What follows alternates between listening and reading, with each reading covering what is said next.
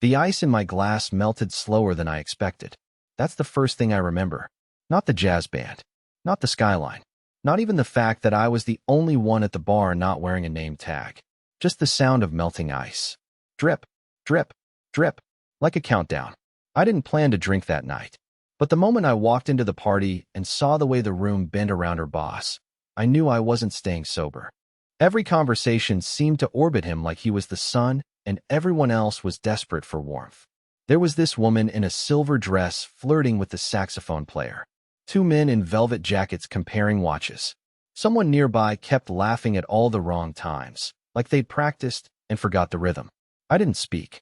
I didn't move. I just stood there with my drink, tracking her with my eyes while pretending not to. She was drifting between conversations like a candle in water, smiling too much, touching too often, always making sure he was watching.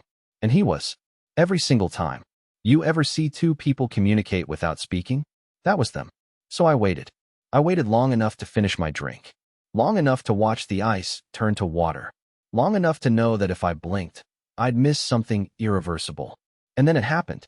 They thought no one saw them slip away from the group. They were wrong. I followed. Quietly. Calmly. Like I was heading to the bathroom. Like I hadn't just watched my marriage unzip itself at the seams. The rooftop had this semi-private area tucked behind a row of space heaters, cushioned benches, string lights, a view of the Hudson like something from a movie. That's where I found them. He was seated, legs spread like he owned the entire city, arms lazily draped across the back of the bench. She was on his lap, not straddling, not even facing him, just sitting, like she'd done it before. Her head tilted back in laughter, his fingers tracing circles on her knee. I didn't walk away. I didn't say her name. I didn't even breathe too loud. I just stepped forward until the heater lit up my face, and they both froze, like statues caught mid-crime. She blinked like she was seeing a ghost. He didn't flinch. Wrong seat. I said, calm as glass. She started to stand, stammer something about too much wine. He didn't let her move. His hand stayed. I smiled. And what I said next made him turn pale and her knees buckle. But you'll have to wait for that. Because what I knew, what I brought with me that night, wasn't just suspicion. It was evidence. And once I dropped it, neither of them would ever sit comfortably again. He didn't blink when I stepped into the heater's light. Didn't move his hand. Didn't even have the decency to pretend he was surprised. Just leaned back like nothing was out of place. Like this was all part of some script he'd run before. My wife, on the other hand, looked like someone had pulled the gravity out from under her. Her body tensed, half rising, half rooted to his lap, unsure which betrayal to commit first, staying or fleeing. I brought something for you, I said, pulling the envelope from inside my coat pocket. Philip, because of course it was Philip, finally raised an eyebrow. Not because he felt threatened. No, this was amusement. Like I'd brought a strongly worded letter to a chess match he already thought he'd won. Justine's voice cracked first. Frank. I didn't know you were here already. You didn't check, I replied, offering the envelope to her boss instead of her. You didn't think I would show up.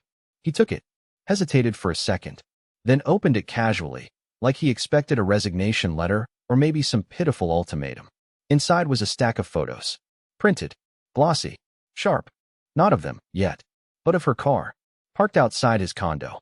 3 nights this month. Of hotel charges on our joint credit card that she'd marked as client strategy dinners. Of a phone log showing 38 calls to his number in the past 2 weeks, half of them after midnight. And at the bottom, a copy of her signed employment contract. Highlighted was one particular clause, the one about non-fraternization with superiors in leadership roles, which could result in immediate termination without severance if breached. His smirk twitched. Just barely.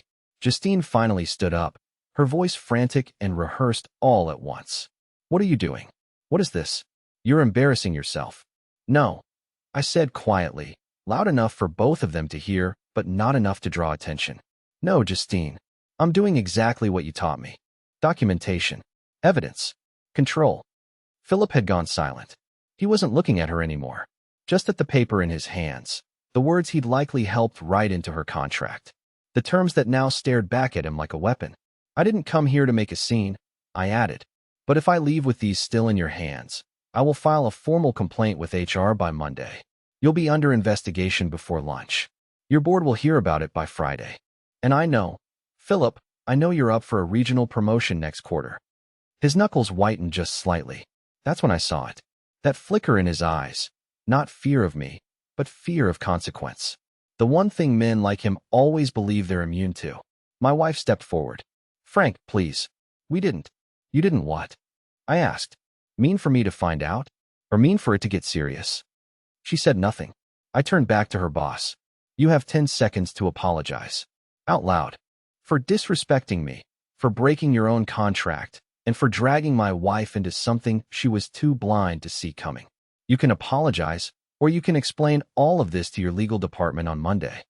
The silence between us burned hotter than the heater beside me. 8 seconds in, he stood up. I'm sorry, Philip said, voice low, clenched. It was a mistake. Louder, I said. He looked around. He wasn't just afraid now. He was calculating. He knew if this became public, it wouldn't just be a scandal, it would be a liability. I'm sorry, he said again, this time clearly.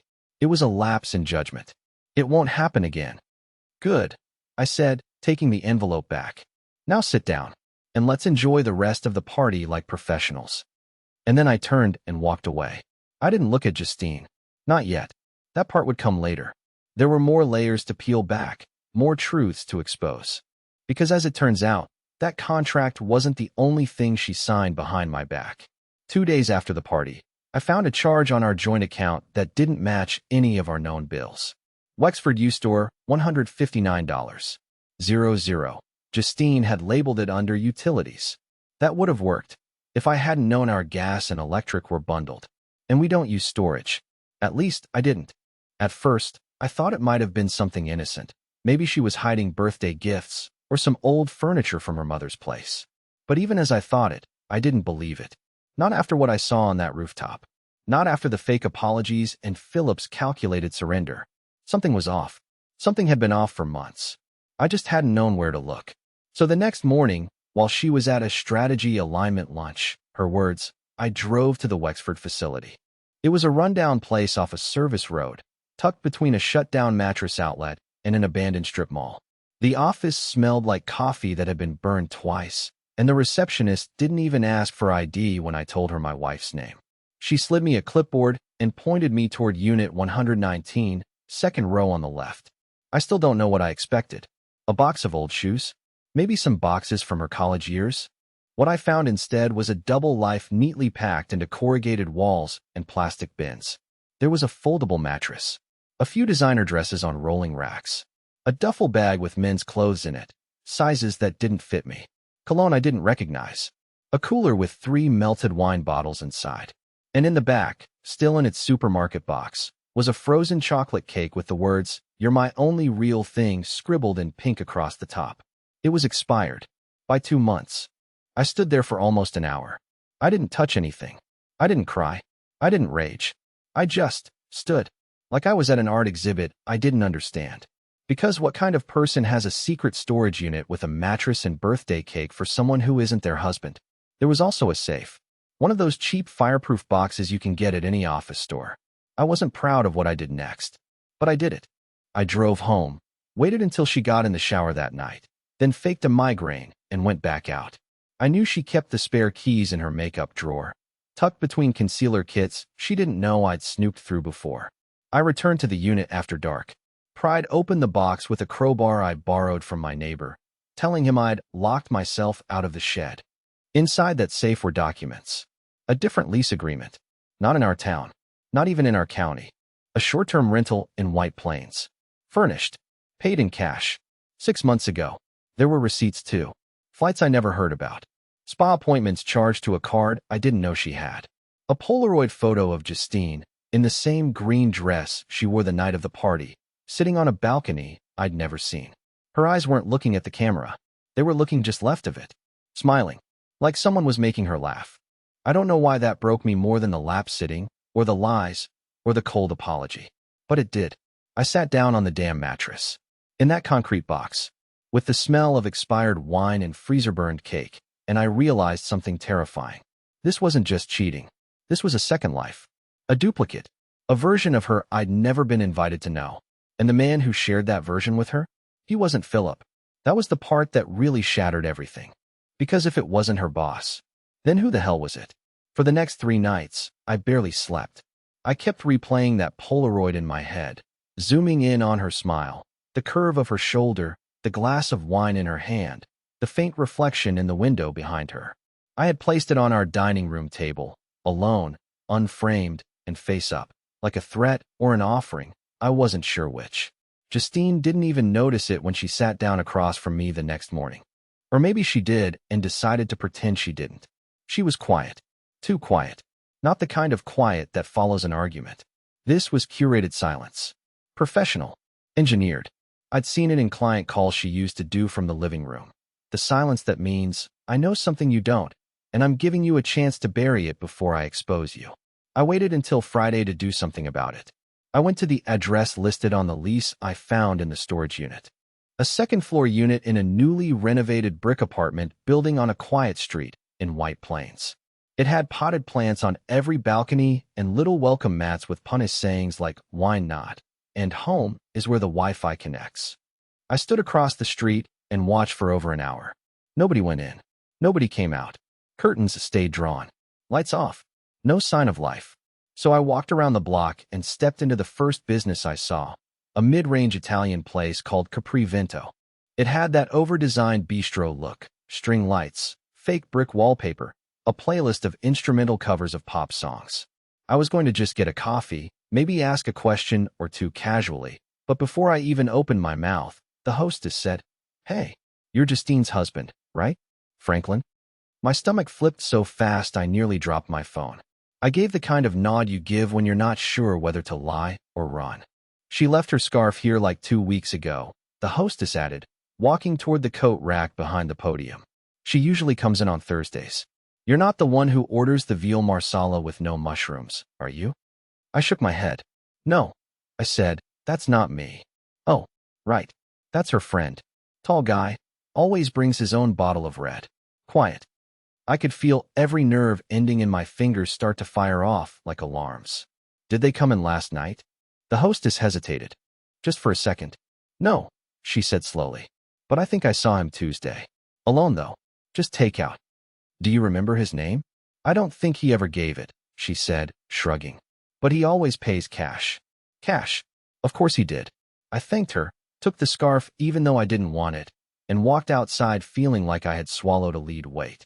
There was a pattern here, a routine, a whole rhythm that I had been cut out of, while some stranger had been given access to the version of my wife who smiled differently, who laughed with her eyes, who had a favorite dish and forgot scarves like she lived in a rom-com. That night, I searched everything. Her old photos, her tagged pictures on social media, emails, travel itineraries. I didn't know what I was looking for until I found it. A calendar invite buried deep in her archived Gmail folders titled CL, Dinner at CV. There were 3 of them, all from a year ago. CL. I didn't know what it stood for. A name? A code? A company? I couldn't let it go. It stayed stuck in my head like a splinter under the skin. So I did what any man losing his grip does. I went back to the restaurant. I waited in my car on Thursday. I parked across from the entrance, bought a sandwich I didn't eat, and let the evening pass in slow motion. And then, just after 8 p.m., a man stepped out of a black sedan with tinted windows and walked straight through the restaurant doors like he owned the place. Tall, gray coat, confident gait, familiar somehow, but I couldn't place him. He didn't look around, didn't check his phone. He just walked to the back, where the booths were more private. 10 minutes later, Justine arrived. Not hurried, not sneaky, relaxed. She kissed him on the cheek. I didn't get out of the car.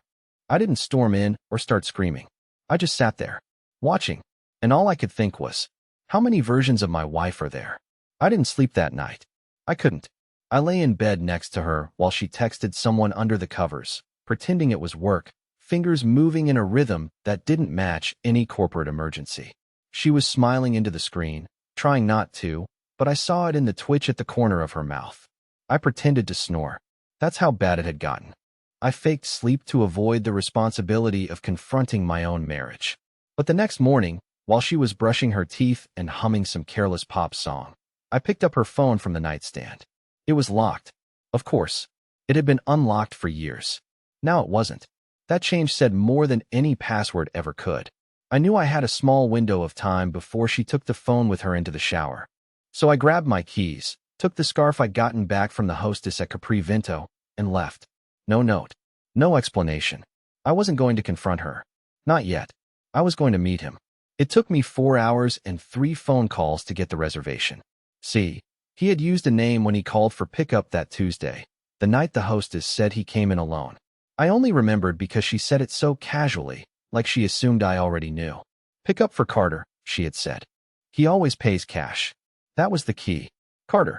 The name didn't ring any bells at first, but once I knew what to look for, it kept showing up in small, hidden ways. A saved contact in Justine's email from last year under Client CL. A Venmo transaction labeled Dog Sitter from someone named Carter W. A photo I missed from 2 summers ago. Her smiling on a boat I didn't recognize, holding a glass of wine with the caption, one of those CL kind of days. C.L. Carter Langford. I found his LinkedIn. VP of some property group in Manhattan. Very private. Barely any photos. But in one of the real estate press articles about a luxury building opening in Tribeca, there he was, shaking hands with investors. Same gray coat. Same dead eyes. I booked a tour at one of his properties using a burner email. Said I was scouting for investment. It was a long shot, but it worked. They offered me a 30-minute tour with one of their executives. I asked for Carter Langford directly. Said I'd heard good things and wanted to speak with the man himself. I used a voice that didn't belong to me. Firmer, wealthier, interested in high rises. They scheduled the meeting for Friday at 3:15. I arrived 15 minutes early and walked into a glass lobby, so polished I could see the fear in my face reflected back at me. A concierge offered me lemon water. I declined. I wasn't there for hydration. I was there for truth. Carter Langford was taller than I expected. Clean-shaven. Confident. The kind of man who didn't just walk into a room. He made the room rearrange itself around him. His handshake was too strong. His smile too precise. But when he saw my face and heard my name, something shifted. Franklin Weiler, I said, watching the name land like a stone in a quiet lake. His brow tightened slightly. Just for a moment. Enough. I didn't mention Justine. I didn't bring up Capri Vinto. I asked generic questions about the real estate market, nodded at terms I didn't fully understand, and let him build comfort. I was just another guy with money. Or so he thought. Then, at the end, when the tour was wrapping up and he offered to email me the floor plans, I said casually, "Oh, and tell Justine I said hi." I let the sentence hang in the air. I wanted to see how he'd handle it. He paused. Then he smiled. That same exact smile Philip had at the rooftop party. The one that said, "Oh, so you figured it out. What now?" But he didn't say anything. He just nodded. "Will do." And that was the moment I knew. She hadn't just betrayed me with her boss. She had a pattern. She had a type. She was cheating on me with men who thought they were invincible. And now she'd made the mistake of choosing 2 of them at once. So I went home and waited. Because if you corner a predator like her, she bites. But if you let her keep thinking she's hunting, she steps right into the trap. There's a certain kind of silence that falls over a marriage when both people are pretending. It's heavier than a fight, thicker than anger. It's the sound of 2 people rehearsing lies to each other, day after day, while smiling through gritted teeth. By the time Saturday came around, Justine was walking on air. I could see it in the way she swayed around the kitchen, humming to herself as she made toast she never ate. She was glowing, and not in the guilty, anxious way I'd been expecting. No, this was worse. She was relaxed, proud even, like she'd pulled off something clever. I knew the look. It was the same one she wore when she beat her department's Q4 projections by 20% 2 years ago and celebrated with a weekend in Miami, solo. So I gave her a gift. I gave her the one thing every liar wants most, a sense of security. "Oh hey," I said casually over coffee, "I'll be working late Monday. There's a board meeting rescheduled last minute." She didn't look up right away. That's how I knew she was listening carefully. She took her time responding, sipping her coffee like it was just another morning. "That's fine," she said, her tone perfectly even. "Actually, I have a client dinner that night anyway. Might work out better this way." And there it was. The opening. I gave her a slight nod and returned to my phone, pretending to scroll through email while my heart pounded against my ribs like it was trying to escape. She thought she'd just won something. She thought I'd given her space to continue whatever double life she'd built between late-night texts and cash-only dinners. But what I had actually given her was rope, and she didn't hesitate to wrap it around her own neck. What she didn't know was that I'd already hired someone, a man named Cal Becker, former NYPD, now a private investigator with 30 years of quiet, discreet work behind him. I found him through a friend of a friend, paid him in person, and gave him everything I had: Carter's name, the storage unit address, the White Plains condo, the photos, the restaurant info, and Justine's entire known routine down to her gym schedule and hair appointments. "Do you want her followed, or do you want her caught?" he asked during our first meeting. "Both," I said, "but in that order." So when Monday rolled around, I left the house in a full suit, briefcase and all. I kissed her on the cheek, told her I'd be back late, and even added a fake groan about how tedious budget reviews had become. She smiled, gave me a peck that barely brushed my face, and said, "Good luck." It was almost sweet. I drove 2 blocks, parked, changed clothes in the back seat, and made my way to the Café Cal, and I had chosen for surveillance staging. It was across from the restaurant where Justine had been meeting Carter, and tonight, according to the message she'd sent him 3 nights ago, she had told him she'd be free all night, no interruptions. Cal was already waiting when I arrived. He handed me a small earpiece and gestured toward his laptop, where a grainy camera feed showed the restaurant entrance. He didn't talk much. I respected that. He pointed once at the screen when she arrived. Hair curled, lipstick too dark, wearing the same coat she'd worn the night she first met my parents. She was early. She always was when it mattered. Carter arrived 13 minutes later. No hug this time. Just a subtle nod. I could see it already. Things were starting to fray. This wasn't excitement. It was negotiation. Strategy. There was tension between them now, and I had a feeling I knew why. Cal leaned in. "You want audio?" I hesitated, then shook my head. "Not tonight." I didn't need to hear their lies. I needed to see what they did when they thought no one was watching. For the next 2 hours, I sat there, watching. She touched his arm too much. He checked his phone often. She laughed even when he didn't speak. He barely smiled. There was something off. She was working to keep his attention. Something had shifted. At one point, she reached into her purse and slid something across the table. Cal zoomed in. It was a small velvet box. My stomach twisted. "Don't jump to conclusions," Cal said quietly. "Could be earrings." But I knew better. I'd seen that box before. It was the one she made me return after our anniversary last year, because she didn't like the shade of gold. I watched Carter open it. He closed it quickly, tucked it into his coat, and stood up. Justine's smile faded for the first time all evening. He didn't kiss her, didn't say goodbye. He just left. She sat there for 12 full minutes after he walked out, drinking the wine he didn't finish, trying not to look like someone who had just been dismissed. And that's when I knew whatever she had with Philip was over. And Carter? He was slipping away too. She was losing control. She just didn't know yet that I'd already taken it from her. Because that velvet box? It wasn't empty. I'd made sure of it. The velvet box wasn't an afterthought. It was the centerpiece. I'd placed the item inside with trembling hands, sweating not from fear, but from the sheer weight of what it represented. It wasn't jewelry, not a ring, not some passive-aggressive trinket meant to jog a guilty conscience. It was a flash drive, matte black, no logo, unlabeled, just heavy enough to make someone curious and silent enough to make someone sweat. On it was a curated selection: screenshots, timestamps, photos, a copy of the lease from the White Plains condo, a cropped photo of Carter and Justine's hands, close, touching, pulled from a larger image at Capri Vento, a list of phone records, one video clip of Justine sitting in the front seat of Carter's car, unbuttoning her coat with a smirk. She never looked at the camera. She never knew the camera was there. And then, at the very end of the drive, a scanned image of the notarized form I'd filed last week, the revocation of her legal access to our shared trust, a clause we both signed in good faith 7 years ago, the one that gave either spouse control over the emergency fund if infidelity could be proven through material evidence. She probably forgot about it. She likely never expected I'd remember. But I did, and I invoked it. By the time Carter opened that velvet box, he would have seen everything. He would know she lied about being separated. He would know the property she claimed was hers belonged to both of us.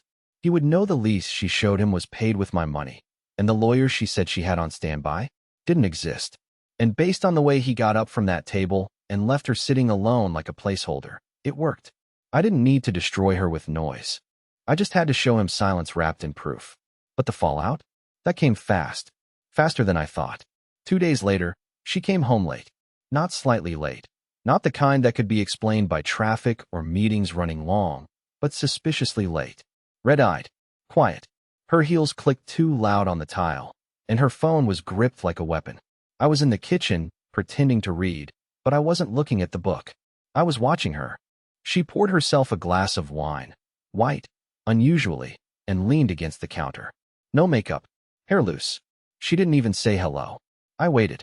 You didn't happen to talk to Philip recently, did you? She asked. There it was. The opening shot. I didn't look up. No. Why? He's been distant.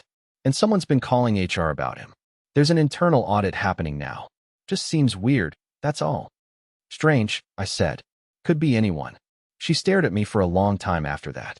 Like she wanted to ask something else, but couldn't risk hearing the answer. Then she smiled, soft, desperate, and pivoted like nothing had happened. That's when my phone rang. I didn't recognize the number, but I answered. Mr. Weiler? A voice asked. Male. Calm. This is Carter Langford. Justine froze. Her spine visibly tensed. I didn't put him on speaker. I didn't have to. The room went cold anyway. I'm calling as a courtesy, he continued. I received the material. I've ended all communication with your wife. I assume this means you're proceeding with legal action? I haven't decided yet, I said slowly. He exhaled. If it matters, I didn't know. About the trust. Or the marriage. I was told you were done. She said you were staying together for tax reasons. I believed her. That's on me. It is, I said. She dropped by my office earlier today. Tried to talk her way back in. Said you were lying. Said you had fabricated it all. Did you believe her? He paused. Not this time. And then he hung up. I looked at Justine. She was standing there with the glass half lifted, her knuckles pale around the stem. You told him I was your roommate? I asked, voice steady. She didn't deny it.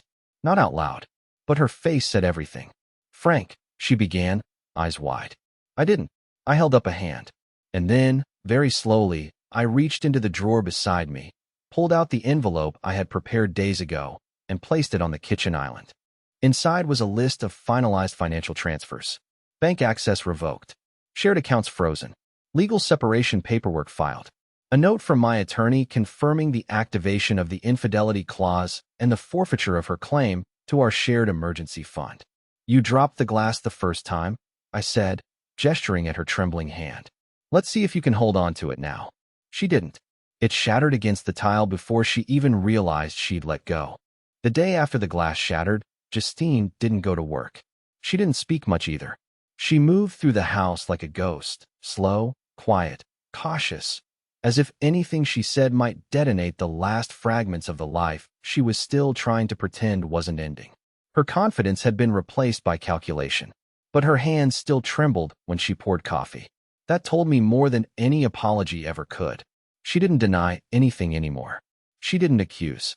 She didn't deflect. The woman who once ran boardrooms and manipulated two powerful men into orbiting her like planets now sat at the edge of our bed, staring at the floor like a child waiting to be punished. But I wasn't interested in punishing her. Not anymore. That part of me, the man desperate for her validation, for her confessions, for her guilt, he was gone. Something in me had finally unlatched. Quietly. Completely. The next afternoon, she made her move. I could give it all back, she said softly, setting her phone on the kitchen table. Everything you froze. I'll sign whatever you want. We can fix this. We can start over. I let the silence hang. I let her twist in it. You're not sorry for what you did, I finally said. You're sorry it stopped working. Tears welled in her eyes, but I didn't believe them. Not anymore. Not after what I'd seen. The storage unit, the other man, the lies that ran so deep they had leases and reservations tied to them. You built an entire second life, Justine, I added. One where I didn't exist. You don't fix that. You end it. She tried again. Please, don't let it all go like this. We've been through so much. You still know me better than anyone. No, I said. I just watched you longer than anyone else. I stood up, handed her a plain envelope, and walked out before she could open it. Inside was the final gift. An invitation. To my going-away dinner. Not a date. Not a second chance. A farewell. I had booked a table at a quiet little place 2 towns over. Not fancy, but meaningful. It was the same restaurant where, years ago, I had taken her on our third date and told her about my dreams of publishing a book on forgotten American war heroes. Back when she still listened. Back when I still believed she cared. But this time, the reservation wasn't for 2. It was for 4. I sent one invitation to Justine, the second to Philip, the third to Carter. The fourth was mine. They all showed up, one by one. None of them knew the others had been invited. I watched from a separate table across the room, behind a half-wall divider and a decorative planter. I had spoken to the manager beforehand, paid cash, tipped well, and asked for one favor. Bring them water, menus, and say nothing else. Let them sit in the tension. Let them wait. I stayed just long enough to watch their expressions. Justine arrived first, nervous, clutching her purse like it held the last shreds of her dignity. Philip came next. When he saw her, his jaw clenched, but he sat anyway, silent. Then Carter. He froze when he saw both of them, but sat too, stiff and bitter. None of them spoke. They just sat. 3 people who once thought they held the strings, now tangled in each other's lies, exposed under soft pendant lighting, facing the wreckage they'd all helped build. I left before they noticed me. I didn't need to say anything. That dinner wasn't for me. It was for them. A closing act in a play they didn't even know they were performing. I drove 6 hours north that night. Checked into a quiet cabin near Lake Placid. Alone. No noise. No fake apologies. No curated silence. Just the sound of wind and water. That's where I finally opened the file I'd been too afraid to touch. The one that had sat in my inbox for months. A draft manuscript of my book. The one I had abandoned when things started to crumble. I read the opening chapter again. I smiled. And then I wrote. For the first time in years, I wrote freely. No wait. No lies. Just truth. I don't know what comes next. But I know what doesn't. And that's more than enough for now.